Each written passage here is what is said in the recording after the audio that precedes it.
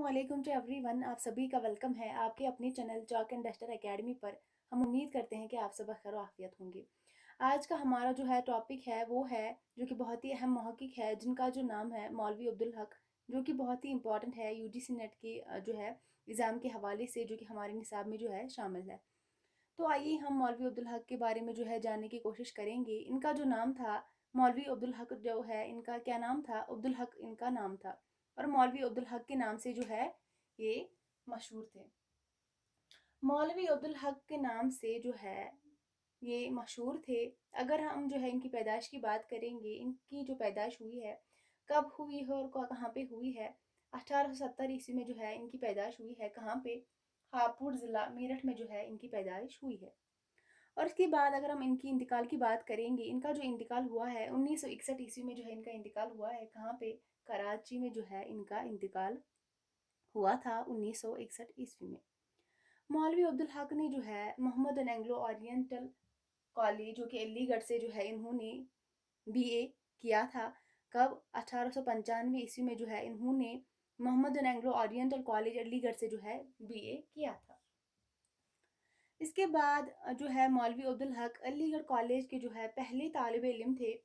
Aligarh college के जो है पहले तालिब इल्म थे जिन्होंने सबसे पहले जो है अलीगढ़ कॉलेज यूनिफॉर्म पहना था। ये जो है याद रखने की जो है बात है, बहुत ही अहम है एग्ज़ाम के हवाले से। मौलवी अब्दुल हक जो है अलीगढ़ कॉलेज के पहले जो है क्या थे, तालिब इल्म थे, जिन्होंने सबसे पहले जो है अलीगढ़ कॉलेज का जो है यूनिफॉर्म पहना था। तो उसके बाद जो है मौलवी अब्दुल हक, जो कि है 1917 में जो है दारुल तर्जमा के पहले नाजिम जो है मुकर्रर हुए थे। बहुत ही इम्पोर्टेंट है, पहले जो है नाजिम मुकर्रर हुए थे। दारुल तर्जमा के जो है पहले नाजिम जो है मुकर्रर हुए थे। कौन? मौलवी अब्दुल हक। कब हुए थे? तो जो है 1917 ईस्वी में जो है दारुल तर्जमा के जो है नाजिम मुकर्रर हुए थे। तो पहले नाजिम थे, जो कि पहले नाजिम थे, जो कि बहुत ही इंपॉर्टेंट है। पहले नाजिम थे, दारुल तर्जमा के पहले नाजिम मुकर्रर हुए थे 1917 ईस्वी में मौलवी अब्दुल हक। मौलवी अब्दुल हक जो है सरकारी मुलाजमत से जो है उन्होंने 1936 ईस्वी में सुबकदोश होकर जो है कुल्ली तौर पर जो ये जो है अंजुमन तरक्की उर्दू से ये वाबस्ता हो गए थे।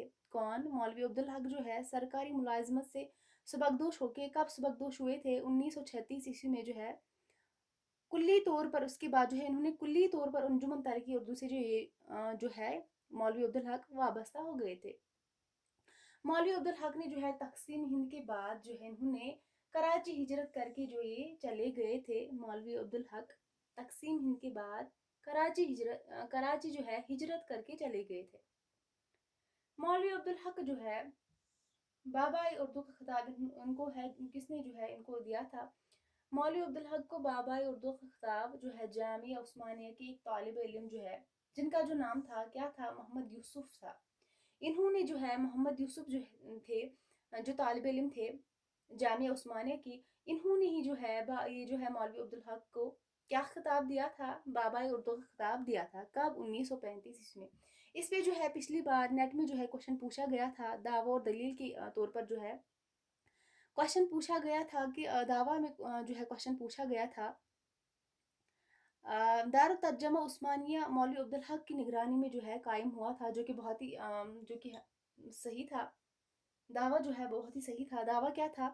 दारुल तर्जमा उस्मानिया मौलवी अब्दुल हक की निगरानी में जो है कायम हुआ था। किसकी निगरानी में जो है कायम हुआ था? मौलवी अब्दुल हक की निगरानी में ही जो है कायम हुआ था। यहाँ पे आप देख सकते हैं, मैंने आपको इससे पहले बताया है, मौलवी अब्दुल हक ने जो है 1917 ईस्वी में दारुल तर्जमा के पहले जो है नाजिम मुकर्रर हुए थे।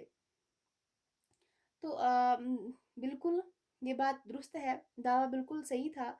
तो दलील में क्या पूछा गया था? इसीलिए वो जो है बाबाए उर्दू कहलाए, इसीलिए जो है मौलवी अब्दुल हक बाबाए उर्दू कहलाते हैं। तो ये बिल्कुल गलत था।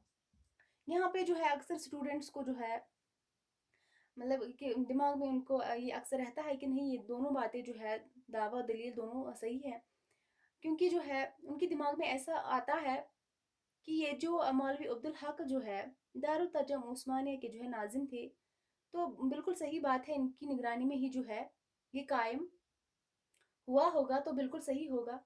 تو اس کے بعد جو ہے مولوی عبدالحق کو بابائے اردو ہم اس کو کیا بابائے اردو کے نام سے بھی جو ہے ہم اس کو جانتے ہیں۔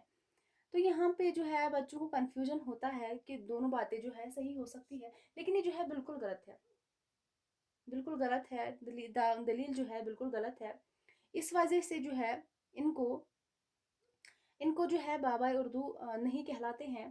ان کو جو ہے یہ خطاب کس نے دیا تھا؟ محمد یوسف نے، جو کہ ایک طالب علم تھے جامعہ عثمانیہ کی۔ انہوں نے ہی جو ہے 1935 میں بابائے اردو کا جو ہے خطاب مولوی عبدالحق کو دیا تھا۔ تو یہاں پہ جو دعویٰ صحیح تھا، دلیل غلط تھی۔ اس پہ جو ہے کوشچن پوچھا گیا تھا پچھلی بار۔ تو اس کے بعد اگر ہم دیکھیں گے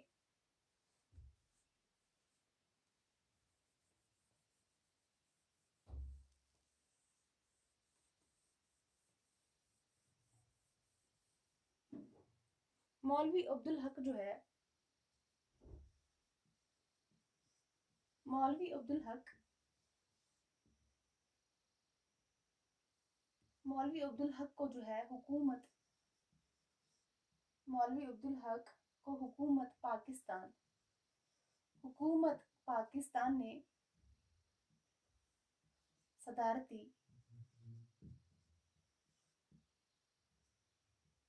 مولوی عبدالحق کو حکومت پاکستان نے جو ہے صدارتی اعزاز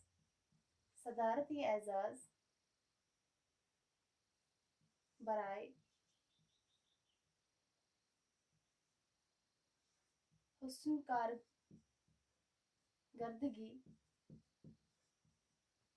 کارکردگی جو کہ ہے 1959 عیسوی کو عطا کیا تھا۔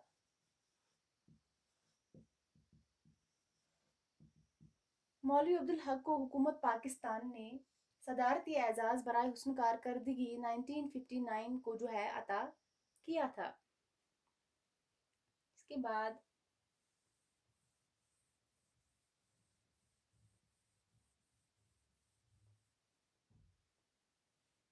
کلیم الدین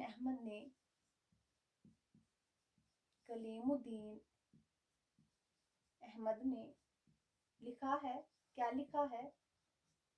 لکھا ہے کہ مولوی عبدالحق جو ہے شاعری کی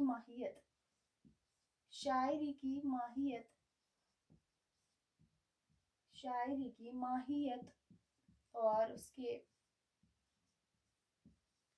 اس کے جو ہے مقصد سے بیگانہ ہے۔ یہ کس نے کہا ہے؟ کلیم الدین احمد کا کہنا ہے مولوی عبدالحق جو ہے شاعری کی ماہیت اور اس کے مقصد سے جو ہے بیگانہ ہے۔ اس کے بعد ہم مولوی عبدالحق کے کارنامے کی اور چلیں گے، جو کہ بہت ہی امپورٹنٹ ہے۔ ان کی جو ہے تصانیف بہت ہی امپورٹنٹ ہے، اور انہوں نے جو ہے مرتب بھی ہے، بہت ساری تصنیف کی ہے، وہ بھی جو ہے بہت ہی امپورٹنٹ ہے ایگزام کے حوالے سے۔ تو ہم دیکھتے ہیں یہاں پہ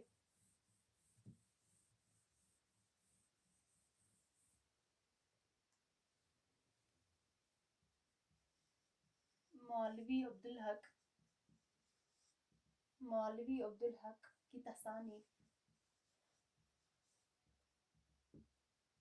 مولوی عبدالحق کی تصانیف کیا ہے؟ مرحوم دلی کالج جو ہے ان کی تصنیف کا نام ہے۔ اس کے بعد سر سید احمد خان حالات و افکار، یہ بھی جو ہے مولوی عبدالحق کی تصانیف ہے، تصانیف میں آتی ہے، بہت ہی اہم تصنیف ہے یہ بھی۔ اس کے بعد چند ہم عصر جو ہے یہ بھی مولوی عبدالحق کی تصنیف ہے۔ مرہٹی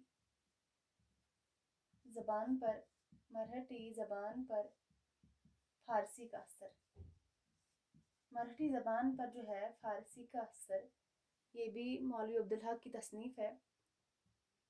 اس کے بعد اردو کا المیہ جو کہ امپورٹنٹ ہے، اردو کا المیہ، اردو کا المیہ خطبات عبدالحق، خطبات عبدالحق، یہ جو ہے بہت ہی اہم ہے۔ اس کے بعد جو کہ بہت ہی اہم تصانیف ہے، کیا نام ہے اس کا؟ اردو کی ابتدائی، اردو کی ابتدائی نشو و نما، اردو کی ابتدائی نشو و نما میں، نشو و نما میں جو ہے صوفیائے کرام کا حصہ، اردو کی ابتدائی نشو و نما میں صوفیائے کرام کا حصہ بہت ہی امپورٹنٹ ہے۔ اس کے بعد ہم دیکھیں گے مولوی عبدالحق کی مرتب کردہ کتابیں جو ہے ان کو دیکھیں گے، جو کہ بہت ہی امپورٹنٹ ہے، ایگزام کے حوالے سے اس میں جو ہے کوشچن پوچھے جاتے ہیں۔ مولوی عبدالحق، مولوی عبدالحق کی مرتب کردہ کتابیں،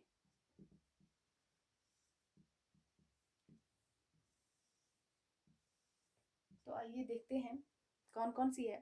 سب سے پہلے ہم دیکھیں گے کتب مشتری، جو کہ بہت ہی امپورٹنٹ ہے، ایگزام میں پوچھی جاتی ہے۔ کتب مشتری جو ہے مثنوی ہے، کس کی ہے؟ ملاوجھی کی ہے، اور اس کو جو ہے مرتب کس نے کیا ہے؟ مولوی عبدالحق نے جو ہے اس کو مرتب کیا ہے۔ اس کے بعد انتخاب کلام میر، انتخاب کلام میر، اس کو بھی جو ہے مرتب کیا ہے مولوی عبدالحق نے۔ اس کے بعد صبرس، باغ و بہار، صبرس، باغ و بہار، ان کو بھی جو ہے مولوی عبدالحق نے مرتب کیا ہے۔ مسدس حالی، مسدس حالی، خطبات گارسدتاسی، خطبات گارسادتاسی، خطبات گارسدتاسی، اس کو بھی جو ہے مولوی عبدالحق نے مرتب کیا ہے۔ اس کے بعد دریائے لطافت، جو کہ انشاءاللہ خان انشا کی ہے، یہ جو ہے قواعد پر ہے، ان کی تصنیف کا نام ہے دریائے لطافت۔ افکار حالی، افکار حالی، اردو صرف نحو، اردو صرف نحو، ذکر میر، ذکر میر، عقد الثریہ، جو کہ تذکرہ ہے مصحفی کا، عقد الثریہ، اور کیا ریاض الفصحى، یہ بھی ہے مصحفی کا تذکرہ۔ مصحفی کے مصحفی جو ہے ان کے تین تذکرے ہیں، عقد الثریہ، ریاض الفصحى اور تذکرہ ہندی۔ تذکرہ ہندی کو بھی جو ہے مولوی عبدالحق نے مرتب کیا ہے۔ تینوں ریاض الفصحى، عقد الثریہ اور جو ہے تذکرہ ہندی، تینوں جو ہے تینوں تذکرے کس کے ہیں؟ مصحفی کے ہیں۔ ان تینوں کو جو ہے مولوی عبدالحق نے مرتب کیا ہے۔ اس کے بعد تذکرہ ریختہ گویاں، جو کہ کس کا تذکرہ ہے؟ تذکرہ ریختہ گویاں، جو کہ گردیزی کا جو ہے تذکرہ ہے، فتح علی گردیزی کا جو یہ تذکرہ ہے۔ گلشن عشق، گلشن عشق، اس کو بھی جو ہے مولوی عبدالحق نے مرتب کیا ہے۔ مخزن نکات، مخزن نکات، یہ بھی جو ہے تذکرہ ہے۔ خواب و خیال، خواب و خیال، یہ سارے جو ہے دیوان اثر، دیوان اثر، یہ ساری تصنیف جو ہے دیوان طابہ، ان کو جو ہے مولوی عبدالحق نے مرتب کیا ہے.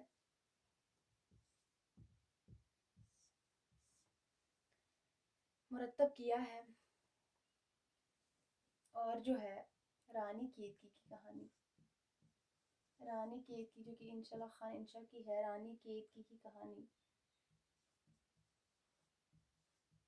یہ خالص ہندوستانی زبان میں جو ہے لکھی گئی ہے. مخزن شعراء،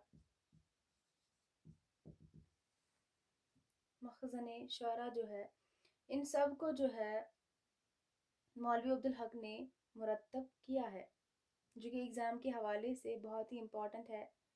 اس میں جو ہے اکثر پوچھا جاتا ہے باغ و بہار کو کس نے مرتب کیا، یا یہ بھی پوچھا جا سکتا ہے کہ کتب مشتری کو کس نے مرتب کیا، یا سبرس کو کس نے مرتب کیا، دریائے لطافت کو کس نے مرتب کیا، جو کہ بہت ہی امپورٹنٹ ہے، جو ہے یاد رکھنے کی، ان کو جو ہے یاد رکھنا ضروری ہے.